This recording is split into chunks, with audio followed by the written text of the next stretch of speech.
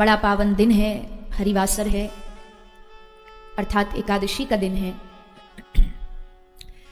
वैष्णव जनों में सबसे उत्तम तिथि मानी जाती है एकादशी, क्योंकि आज की तिथि को हरि का दिन माना जाता है कि विशेष आज के दिन जो भजन, जो पूजा, जो नाम मंत्र, जो संकीर्तन किया जाए वो सदा सर्वदा के लिए अक्षय हो जाता है।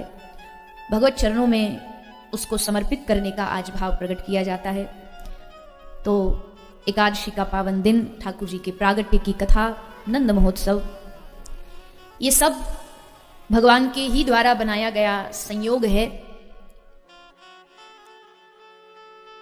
देखो, एकादशी का भाव केवल इतना ही नहीं होता कि भोजन मत करो, अन्न मत खाओ और बस एकादशी हो गई। मतलब केवल भूखा रहना व्रत नहीं होता है।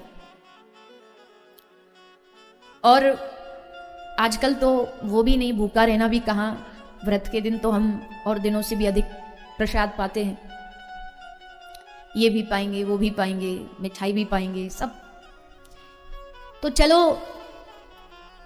कम खाने का इसलिए विधान बताया है व्रत के दिन कि कम खाओगे तो आलस्य कम आएगा, नींद कम आएगी, और नींद कम आएगी, आलस्य नहीं आएगा, शरीर में फुर्ती रहेगी। तो उस समय को, चाहे वो रात्रि हो चाहे वो दिन हो, उस समय को भगवान की भक्ति में उपयोग करना है। इसीलिए कम खाने का विधान है। तो एकादशी तो सब तिथियों की शिरोमणि है। ऐसी एकादशी महारानी हम सब पर कृपा करे। और एकादशी व्रत सबको करना चाहिए, सबको रखना चाहिए, क्योंकि शास्त्र कहते हैं, श्री हरि भक्ति विलास में वर्णन आता है कि और व्रत आप करो तो पुण्य मिलेगा, न करो तो पुण्य नहीं मिलेगा, पर पाप भी नहीं मिलेगा। किंतु एकादशी अगर नहीं करते हैं और एकादशी के दिन अन्न पाते हैं, भोजन पाते हैं, तो उससे हमारे जीवन में हमें पाप की प्राप्ति होती है। एकादशी न करने से पाप लग, और व्रत न करो तो पाप नहीं लगेगा, करोगे तो पुण्य मिल जाएगा, पर एकादशी नहीं करने से पाप प्राप्त होता है। इसलिए और कोई व्रत शारीरिक कष्ट के कारण आप नहीं भी रह पा रहे हैं तो एकादशी व्रत अवश्य रहना चाहिए। और ये तो साइंस भी कह चुकी है कि महीना में एक दिन सबको अपनी जो खाने की जो सिस्टम है, जो मशीनरी है, उसको थोड़ा सा रेस्ट देना चाहिए, थोड़ा आराम देना चाहिए। महीना के 30 दिन ये चलती रहती है। तो शरीर की भीतरी जो सफाई है उसके लिए आवश्यक है कि थोड़ा एक दिन आप या तो फ्रूट्स पर रहें या फिर जो काउ प्रोडक्ट्स है, दूध दही है, उस पर रहें। तो जो विज्ञान ने कहा है उसको हमारे शास्त्र तो सदियों से कहते आ रहे हैं कि व्रत भी रहो, जिससे आपका शरीर भी अच्छा रहेगा, तन भी स्वस्थ रहेगा और मन भी स्वस्थ रहेगा।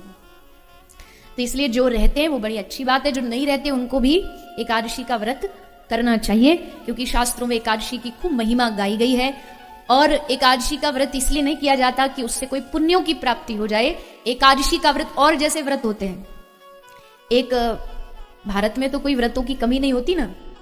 एक व्रत अभी आने वाला है, माताएं रखती हैं। कौन सा व्रत? अब उस दिन क्या बोले, जल पी लिया, पानी पी लिया तो क्या होगा? उससे क्या होता है? पति की आयु, अब जरा कोई घर में झगड़ा हो जाए माता का और पति देव का, तो तुरंत गिलास लेके खड़ी हो जाए, हमसे लड़ेगा, ले अभी पीती हूँ पानी, क्योंकि मैंने पिया तो तू समझ गया। भारतीय पुरुष बेचारे इसलिए परेशान रहते हैं, मैयाओं के पास इतने व्रत हैं, ना रखें तो पति को, पुत्र को ये हो जाएगा, पर पुरुषों के पास एक व्रत ऐसा नहीं जो वो ना रखे तो पत्नी को जुकाम भी हो जाए। ऐसे ऐसे व्रत भारत में सब होते हैं।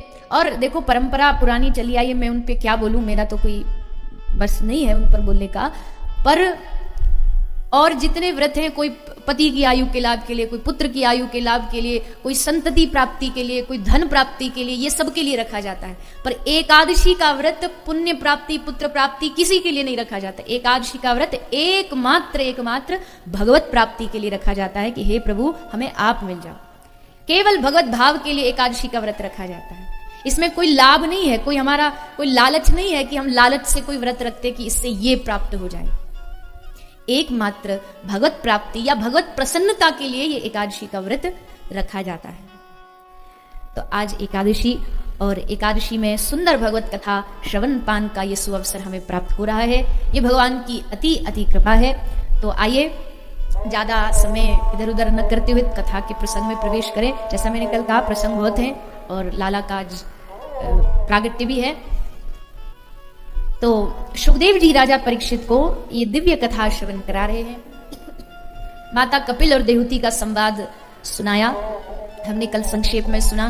कपिल भगवान ने अपनी माँ को यह भी बताया कि जीव को अपने दिनचर्या को कैसा रखना चाहिए, कैसे अपनी दिनचर्या को बनाना चाहिए। सुबह उठ करके, प्रातःकाल उठ करके सबसे पहले क्या करना चाहिए। कर्मकांड कहता है हाथों का दर्शन करो, कराग्रे वसते लक्ष्मी, हाथ में लक्ष्मी है, माता सरस्वती है। वैष्णव परंपरा कहती है कि उठते ही अपने हृदय में, चित्त में विराजमान ठाकुर जी का दर्शन करो। पर आजकल तो ना तो कोई हाथों का दर्शन करता, ना ठाकुर जी का दर्शन करता, उठते ही व्हाट्सएप का दर्शन करता है कि नहीं। उठते बस एक बार फोन चेक करना कि हमारे फोन में आधा घंटा 1 घंटा नहा धो के पूजा पाठ करके भी देख लोगे तो कोई वो मैसेज भग थोड़ी जाएंगे। लेकिन हम सबको क्या, ना नहाए न धोए, बस वहां पड़े पड़े उसको चला रहे हैं। प्रातःकाल सुबह सुबह जो चित्र चरित्र आप देखते हो, आपका संपूर्ण जीवन वैसा ही बन जाता है। मुझे माफ करना, पर ये जो कुछ लोग हैं ना, जो सुबह सुबह उनको अखबार पढ़े बिना चैन नहीं आता, उनका जीवन भी बड़ा बेकार होता है। क्यों? क्योंकि सुबह सुबह आपका और हमारा जो मस्तिष्क है, इसमें केवल और केवल सुबह भगवत भक्ति के अलावा कुछ नहीं होना चाहिए। क्योंकि पूरा दिन तो फिर हम माया में फंसेंगे ही, वो तो छूटना है नहीं। तो कम से कम जो सुबह का समय है, इसमें दुनिया भर का कचरा, वहां एक्सीडेंट हो गया, वहां बलात्कार हो गया, वहां ऐसा हुआ, खबरों में क्या आता है बताइए? कोई अच्छी चीज आई कभी, कोई वर्षों में एक आध आई तो अलग बात है, नहीं तो सारा अखबार, सारी न्यूज चैनल सब आपत्ति और विपत्तियों से ही भरे रहते। सुबह सुबह उसी को हम अपने दिमाग में स्टोर कर लेते, फिर पूरा दिन हमारा उसी वाइब्रेशन में, उसी वातावरण में बीत जाता है। इसलिए सुबह उठ करके कोई भी ऐसा कार्य मत करिए। सुबह सबसे पहले उठिए और सबसे पहले ठाकुर जी का ध्यान करिए, हाथ जोड़ के उनसे कहिए, हे प्रभु ऐसी कृपा करना कि अब तक के तो सब दिन जा ही रहे बेकार में, पर आज का दिन व्यर्थ न जाए। आज का दिन मैं इतना भजन करूं, इतना भजन करूं कि आप मुझ पर रीझ जाओ, ऐसी कृपा करो। ये भाव रख के दिन की शुरुआत करो। अब पहले तो था प्रभाते कर दर्शनम, आजकल कर दर्शनम नहीं, या तो फोन दर्शनम होगा या फिर प्रभाते कप दर्शनम। प्रभाते क्या चाहिए? कप चाहिए। किसका कप चाहिए? चाय का। और आपके बंगाल में तो चाय पीते भी नहीं, चाय खाओ तो वो समझ ही नहीं आता कि स्त्रीलिंग है कि वो पुल्लिंग है। जल खाओ, सब खाओ ही खाओ, तो फिर पियो क्या? तो उठते ही उठते चाय खाओ, सुबह उठते उठते चाय का एक कप चाहिए। बोले क्या नहीं मिलता तो हमारे सर में दर्द हो जाता है, हमारा दिन नहीं चलता। अरे तो पहली चीज तो देखिए, पहली चीज तो ऐसी है, चाय लेना कोई बहुत बुरी बात नहीं है। मैं खुद भी लेती हूं, तो मैं कैसे आपको कह दूं कि नहीं चाय पीना, लेकिन चाय की आदत होना कि नहीं मिलेगी तो हम एकदम पागल हो जाएंगे। ये जो नशा है, ये नशा बुरा है कि मिलना ही चाहिए, नहीं तो फिर हमारा शरीर काम नहीं करता, हमारा दिमाग काम नहीं करता। राम जन्म में दूध बहुत था, कृष्ण जन्म में घी, और कलयुग की है चाय प्यारी, फूक फूक कर पी। कहीं घर जाओ, कहीं भी जाओ, सब जगह विदेशी अंग्रेज ऐसा सिखा गए कि चाय कॉफी, चाय कॉफी। घर में भी कोई आए तो चाय लेंगे, कॉफी लेंगे। और अगर ले भी रहे हो तो थोड़ा इंतजार करो, स्नान करो, शरीर शुद्ध करो, मन शुद्ध करो, ठाकुर जी की पूजा कर लो, उसके बाद जो आपको नाश्ता, चाय, जूस जो खाना है आप खाओ। लेकिन आरंभ हो आपका सुबह प्रातःकाल भगवत पूजा से। सुबह उठिए, उठते ही पहला काम स्नान होना चाहिए, बाकी सब काम बाद में। पहले स्नान करिए। स्नान के बाद अपने घर में, सबके घर में ठाकुर जी की एक सुंदर सी विग्रह होनी चाहिए, मूर्ति होनी चाहिए। अगर आप राम जी से प्रेम करते हो तो राम दरबार रखो, आप भगवान भोलेनाथ को भजते हो तो शिवलिंग रखो, आप राधा माधव से प्रेम करते हो तो युगल सरकार रखो, पर मूर्ति घर में अवश्य होनी चाहिए, क्योंकि मूर्ति होगी तभी आपका उस मूर्ति से प्रेम जगेगा। प्रेम जगाने के लिए एक आकार का होना जरूरी है। अब मैं आपसे कहूं कोई फलाना फलाना कोई बिंदु, कोई निराकार करो उससे प्रेम, तो कहां से प्रेम करोगे उससे? प्रेम करने के लिए तो 2 आंख वाला, 2 कान वाला, 2 हाथ वाला एक आकार चाहिए, जिस आकार से आप अपना मन लगा सको। तो घर में मूर्ति रखिए। और फिर मूर्ति रखने से भी काम नहीं चलेगा। कई लोग हैं देखें, घर में मूर्ति तो रखते हैं पर उनको महीना महीना भर हो जाता, ठाकुर जी के वस्त्र नहीं बदले जाते, खुद एकदम चकाचक रहेंगे, खुद के फैशन में कोई कमी नहीं आएगी। एक मैया घर ले गई, बोले हाँ आप हमारे बढ़िया एकदम भौतिक उससे देखे नजरिए से तो मैया खूब माला माल थी, खूब बढ़िया चकाचक घर था, खूब भी ऊपर से नीचे तक बढ़िया सजी धजी, हमारे गोपाल जी का दर्शन करो। कहा चलो मैया दर्शन कराओ। तो ले गई दर्शन कराने देखा तो बोलती है कि ये रे हमारे घर के मालिक यही है। मैंने कहा बड़ी अच्छी बात, पर मालिक बैठे कैसे थे? मालिक पूरे फटे कपड़ों में बैठे थे। मैं तो यहाँ की नौकरानी हूँ, ये मालिक है। मैंने कहा मैया पहली बार देखा नौकरानी डायमंड के कंगन पहने बैठी है और जो मालिक है वो फटे कपड़ों में बैठा हुआ है। केवल कहने से थोड़ी प्यार दर्शाते हो आप, आपको स्वयं करके भी तो दिखाना पड़ेगा कि आपका ठाकुर जी से इतना स्नेह है, इतना प्रेम है कि आप उनके लिए ही सब कुछ करते हो। क्या खाएंगे आज वो, क्या पहनेंगे आज वो, आज उनका क्या मन है, आज उनका कहीं घूमने का मन है। ये सब भाव जब तक पैदा नहीं होंगे तब तक मूर्ति से आपका प्रेम नहीं हुआ है। केवल पीतल धातु सोना चांदी समझ करके उनसे अगर केवल बाहरी व्यवहार करोगे तो ठाकुर जी भी आपसे फिर बाहरी व्यवहार करेंगे। आपने सुना भगवान की मूर्ति बोलती है, आप सोचोगे कैसे बोलती है? हमसे तो कभी बोली नहीं। हमसे इसलिए नहीं बोली क्योंकि आपने कभी बुलवाया नहीं। कल भी मैंने कहा था कि थोड़ा बैठ करके अपने ठाकुर जी की सेवा किया करिए, उनसे बातें किया करिए, अच्छे भले का थोड़ा पूछा करिए। तो अपने घर में मूर्ति रखें, उसकी भावपूर्ण सेवा करें। उनको वस्त्र पहना दिए, सब व्यवस्थित कर दिया, फिर उनको चंदन लगाइए, फिर अपने माथे पर भी थोड़ा चंदन लगाइए। देखो आप सब यहाँ 7 दिन कथा में चंदन लगा रहे हो, कितने सुंदर लगते हो। अपने आप को देखो शीशा में, कितने बढ़िया लगते हो। ठाकुर जी भी देखते होंगे तो बड़े प्रसन्न होते होंगे, अरे वाह। चलो अभी भीतर भक्ति नहीं आई पर कम से कम बाहर भक्त होने का नाटक ही कर ले। नाटक में पता नहीं कब भगवान रीझ जाए, न जाने कौन से गुण पर दया निधि रीझ जाते हैं, कब उनको हमारा कौन सा नाटक अच्छा लगने लग जाए। भक्त बनता हूं मगर अधमों का हूं सरताज भी, देख कर पाखंड मेरा हंस पड़े ब्रजराज भी।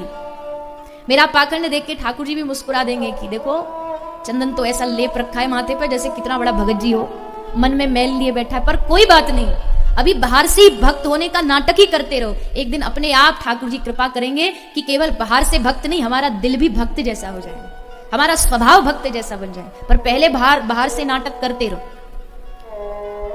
आपको ये बात कहने वाले बहुत कम, उल्टा आपको ये कहेंगे कि अरे भक्त बनने का नाटक करता, भगत कुछ नहीं। मैं कह रही हूं नाटक ही करो। शुरुआत तो नाटक से ही होती है। कोई बिरला ही होगा जो जन्म से भक्त बन के आता हो। आरंभ में सब कोशिश ही करते हैं कि चलो चंदन पहन लिया, माला पहन ली, हृदय में अभी कुछ भी नहीं है। गुरु ने कहा कि कंठी पहननी है तो पहन ली, माला चंदन लगाना तो लगा लिया। पर एक दिन ऐसा आएगा कि ये कंठी, ये तुलसी महारानी अपने आप आपके चित्त को धीरे धीरे बदल देगी, आपके मन को बदल देगी। इसलिए चंदन धारण करें, जिसको जो गुरु ने दिया है उस रूप में अब चंदन धारण करें। ये सब बातें उनके लिए जो भक्ति में आगे बढ़ना चाहते हैं। जिनको ये है कि नहीं हमें बढ़ना ही नहीं, तो उनके लिए सब बात बेकार है। वो कहेंगे कोई अच्छा सा कुछ चुटकुला सुना दो कथा में, एक आध भजन पे नचवा दो, बस यही सुनने के लिए आए हैं। उनको कोई लेना देना नहीं चंदन से, तुलसी से, माला से। पर जिनको सचमुच भक्ति में आगे बढ़ना, ये बातें उनके लिए।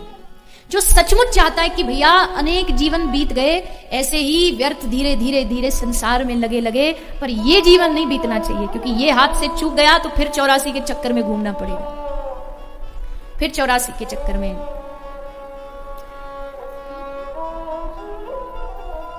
तो सुबह उठ के स्नान, फिर ठाकुर जी की पूजा, माथे पर थोड़ा चंदन लगाएं। और उसके बाद क्या करना है? उसके बाद घर में जो भी आपने भोजन प्रसादी बनाई है उसको किसको प्रसाद पवाओगे? किसको पवाएंगे? ठाकुर जी को। पहले ठाकुर जी को अपना भाव अर्पित करिए। जो भी भोजन बनाया है पहले ठाकुर जी को समर्पित करिए। फिर उनसे जो थोड़ा बहुत जूठन बचेगा प्रभु उसको हम पाएंगे आपकी प्रसादी रूप में। फिर देखो वो अन्न चाहे कितना भी दूषित हो, पर अगर उस अन्न को आपने ठाकुर जी को अर्पित करके अगर ग्रहण किया तो वो अन्न आपकी बुद्धि बिगाड़ नहीं सकता। इसलिए घर में प्रथम जो भोजन है वो भगवान को अर्पित करें। अब भगवान को, अब दूसरा प्रश्न ये है कि अब घर में बनाओ भी वही जो भोग लग सके। ऐसी वस्तु बनाओगे जो भोग नहीं लगेगी तो फिर उसका क्या लाभ? ऐसा अन्न बनाओ, ऐसा प्रसाद बनाओ जो भगवान को भोग लगा सको। प्याज, लहसुन, मांस इत्यादि इस सब से दूर रहो। आप सब तो खैर दूर दूर तक भी नहीं है, सब ठाकुर जी के भक्ति हैं जितने बैठे हैं। पर देखो हम सब जानते हैं कि बंगाल की धरती महाप्रभु की धरती है, पर एक वस्तु जो थोड़ी सी कहीं कहीं गड़बड़ लगती है, अब कहना तो नहीं चाहिए पर अब व्यासपीठ पे तो कहना तो पड़ेगा ही, कि एक वस्तु जो हमारे जीवन को दूषित कर रही है वो है मांसाहार। मांस मच्छी इत्यादि खाना ये हमारे संपूर्ण जीवन को दूषित कर देता है। आप कितना भी भजन माला कर लो, कितना भी आप नाम जाप कर लो, लेकिन अगर संग संग आप ये आहार खा रहे हो तो आपकी सब भक्ति बेकार है। आधा बाटे जेवरी और पीछे बाछा खाए, अंधा जेवरी बटता जा रहा है और पीछे एक बछड़ा बैठा बैठा उसको खाता जा रहा है। अब वैसे तो आप कहने को भजन पूजा कर रहे हो, वैसे आप सब वही गंदा आहार खा रहे हो। आपको लगता है भजन काम क्यों नहीं कर रहा? भजन इसलिए काम नहीं कर रहा क्योंकि जो तुम्हारी जेब में तुम डाल रहे हो, जेब फटा हुआ है, जितना डालते हो सब निकल जाता है। एक तरफ माला कर रहे हैं, एक तरफ भजन कर रहे हैं, दूसरी तरफ मदरा पी रहे हैं, शराब पी रहे हैं, मांस मच्छी खा रहे हैं, तंबाकू खा रहे हैं। तो इससे क्या होगा? आप जो कर रहे हैं वो सब गिरता चला जाएगा, आपसे दूर होता चला जाएगा। इसलिए गलत आहार से एकदम दूर रहें। आजकल के बच्चे, आजकल के युवा, और देखो कितनी अजीब बात है, आज की सोच ही लोगों ने बदल दी। आजकल सोच में ये जो आता है एग इत्यादि आता है, इसको लोग वेजिटेरियन मानने लगे। बड़े बड़े होटल्स में आप जाके ये बोलते हो ना कि हम वेजिटेरियन है, तो आपके साथ कभी भी धोखा हो सकता है। वेजिटेरियन में फिश भी आती है, उसमें अंडा भी आता है, सब कुछ वेजिटेरियन में आ जाता है। ऐसी आजकल लोगों की बुद्धि भ्रष्ट हो चुकी है। लेकिन आहार शुद्ध रखो, आहार शुद्ध रखोगे तभी आपकी भक्ति आगे बढ़ेगी। आहार शुद्धि भक्ति का पहला लक्षण और पहली शर्त है। और दूसरी चीज, आहार शुद्धि में आप केवल इतना ही ना समझे कि गलत ना खाना ही आहार शुद्धि है। अगर आप अन्न भी खा रहे हो, अगर आप अन्न भी खा रहे हो और उसको आप भोग नहीं लगा रहे, तो वो आहार भी मांसाहार के ही समान है। अगर आप उस भोजन को श्री ठाकुर जी को अर्पित नहीं कर रहे, तुलसी पत्र नहीं डाल रहे उसमें, तो वो अशुद्ध अन्न है। आप पानी पी रहे हो पर पानी को आपने भोग नहीं लगाया, तो आप घर में लाख प्योरीफायर लगा लो, वो प्योरीफायर आपके पानी को शुद्ध तो कर देगा पर पवित्र नहीं कर पाएगा। पवित्र करने के लिए आपको पहले वो पानी भगवान को अर्पित करना पड़ेगा। आप लाए बाहर से बिस्लरी का पानी, बढ़िया पैकेज ड्रिंकिंग वाटर आपको लगा रही है, तो बड़ा बढ़िया प्योरीफाई करके दिया, उसको केवल उसमें से कीटाणु मारे हैं, उसको पवित्र नहीं किया गया। पवित्र आपको करना पड़ेगा। तुलसी अर्पित करिए, उसमें तुलसी नहीं है तो मन से, गले में घंटी होती है उसको स्पर्श कर लीजिए और मन से ठाकुर जी को भोग लगा के उसको पा लीजिए। फिर वो पानी पानी नहीं रहता, फिर वो पानी अमृत समान बन जाता है। आप सोचिए ना, मंदिर में जो पंडित जी एक कटोरी में पानी देते हैं, क्या बोलते हैं उसको? चरणामृत। तो उस पानी में और आपके घर के पानी में क्या फर्क है? अब पानी तो वो भी है, पर वहां उसको चरणामृत बोलते हैं, यहाँ ये सादा पानी है। दोनों में भेद क्या है? पहली चीज तो भगवान के चरणों से स्पर्श हुआ, दूसरा उसमें पंडित जी ने मंत्रोच्चारण के द्वारा जब भगवान को अर्पित कर रहे थे, तुलसी डाली, उसमें सुगंधित इत्र डाला, फिर उसको अर्पित किया, तो वही पानी अब चरणामृत बन गया। तो वैसे ही घर में आप जो भोजन प्रसाद पानी सब आहार लेते हो, इसको पहले ठाकुर जी को अर्पित करिए, भगवान को अर्पित। और ये कहना ही नहीं पड़ेगा। आपके घर में कोई छोटा सा बालक हो तो क्या उसकी मैया को कहना पड़ता है कि इसको दूध पिलाओ या इसको भोजन कराओ या अब इसको नहलाओ? अरे मैया सब काम अपने आप, बच्चा भी नहीं कहता, बच्चा भी नहीं कहता कि मैया मुझे भूख लगी है या मुझे दूध चाहिए। माँ अपने आप समझ जाती है कि अब हो गया घंटा भर, अब इसको भूख लगी होगी, अब दूध पिलाओ। ये क्यों ये भाव मन में आया? क्योंकि आपको उस बालक से प्यार है, अपनापन है कि ये मेरा है। पर ठाकुर जी की जो घर की आपकी विग्रह मूर्ति, अभी उनसे अपनापन नहीं है। अपनापन नहीं, इसलिए तो उनको घर में ताला लगा के चले जाते महीना महीना भर पिकनिक मनाने। तुम यहीं विराजो, हम जा रहे घूमने। तुम यहीं विराजो, जो रूखा सूखा जो खाना, चनौरी मिश्री, वो सामने रख देंगे, तुम ये खा लेना। आप कहाँ जा रहे हो? हम जा रहे पार्टी में माल उड़ाने, हम बढ़िया खाएंगे पिज्जा बर्गर और तुम लो ये चनौरी खाओ। ठाकुर जी को वही चनौरी, वही भोग अर्पित। ऐसा क्यों हो रहा है? क्योंकि अभी भगवान की मूर्ति से प्रेम नहीं है। उनसे प्रेम करना सीखिए। भगवान आपसे कोई मांग नहीं करते। कोई शास्त्र ऐसा बता दो मुझे, मैंने तो ऐसा कहीं पढ़ा नहीं, आप में से किसी ने पढ़ा हो जिसमें भगवान कह रहे मुझे पाना है तो 1 किलो सोना दान करना पड़ेगा तब मैं मिलूंगा? बताइए कहीं ऐसा लिखा है? या इतना एकड़ जमीन दान करनी पड़ेगी तब मैं मिलूंगा, ऐसा कहीं लिखा है? नहीं। लेकिन हर जगह ये लिखा है कि राम ही केवल प्रेम प्यारा, जान लेहु सो जाननी हारा। भगवान केवल आपको आपके प्रेम से मिलते हैं। तो कथा और कुछ नहीं करती है, कथा आपको भगवान से प्रेम करना सिखाती है।